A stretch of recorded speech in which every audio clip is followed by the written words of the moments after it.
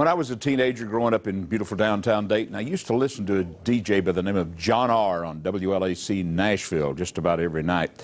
He was always talking about the Ernest Tubb Record Shop. Well, last week when we were visiting Music City, walking down the road one day, and I just happened to see the Ernest Tubb Record Shop. And it made me wonder, are there any records there?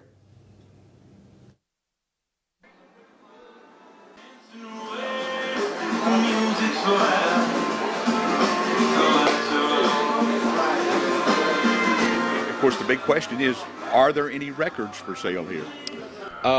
Actually, yes. There is one from Justin Tubb that has been in production. Well, let me rephrase that. It has not been in production for many years, but we have cases of them downstairs. Oh, really? So we've been slowly dissolving those, but otherwise, no, we don't sell vinyl here. Do people come in and ask for them? There's a few. Not a lot, but there's a few people. And you have to tell them sorry, no, or? Pretty much. We've had to maintain status quo with the industry, and so we sell CDs. There's not a lot of new vinyl being pressed today. It's very expensive and not very much in demand. About when did the record start being phased out? Because this shop's been here, what, 60 years downtown? This shop opened in August of 1947. Or, I'm sorry, May of 1947. It moved to this location in August of 1951.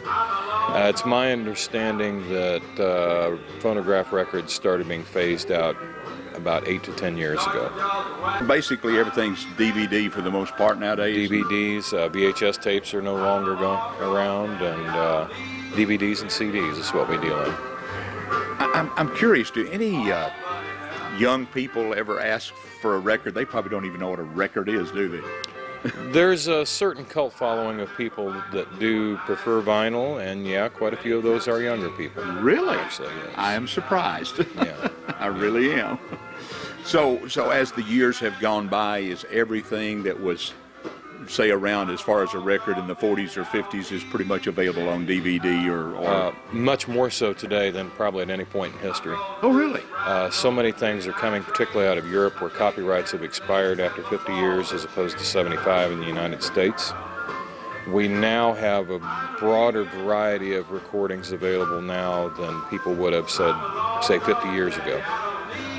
I guess Ernest Tubb would be surprised in a way then, would he, to learn that much response is going on for music nowadays?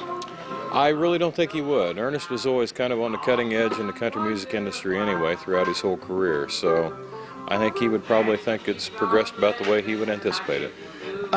Do a lot of people want some of his old recordings? Because, you know, I'm thinking back, it seems like a lot of people may not know who he is, or do they? In a popular mindset as far as Nashville goes, I think there are a lot of people in the new country market that may fail to appreciate who he is, but certainly among traditional country fans, Ernest Tubb is still a king among many.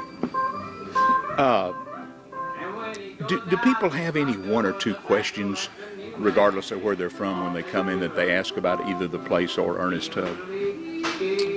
Well, among the uninitiated, they'll ask who Ernest Tubb was. And we certainly have an extensive answer for them on that. Ernest Tubb almost single-handedly invented country music in many regards. A lot of people are surprised to hear that. Probably one of the most other common questions is there a public restroom here? That's the way people are. Ernest Tubb Record Shop. Ernest Tubb, by the way, was nicknamed the Texas Troubadour. A lot of people called him E.T. He was a singer-songwriter, one of the pioneers of country music. His biggest career hit song was Walking the Floor Over You from 1941. It marked the rise of the honky-tonk style of music. Another well-known Tubb hit is Waltz Across Texas, and that became one of the most requested songs. I think it was in the early to mid-'60s there. Also in the 60s, he recorded duets with then newbie Loretta Lynn. Remember their big hit song, Sweet Thing? Has anybody seen Sweet Thing? Ernest Tubb passed away at the age of 70 in September of 1984. No records at the record shop, though.